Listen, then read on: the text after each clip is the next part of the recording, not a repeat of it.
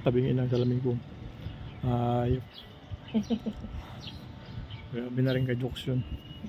Kuha ko ng video, tabingin ang salamin ko. Tanso na guys ang buko. Kasi nakarang araw wala kaming magawa. Boring dun sa bahay.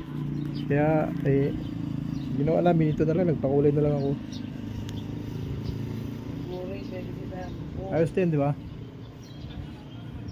Buko ang napagtripan, wala kasi kaming ride noon eh.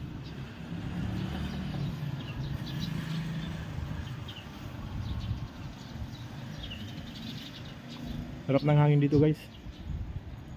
Presko kasi open na open. Si Madam oh. Madam Damin. Madam Damin. Hello, good afternoon.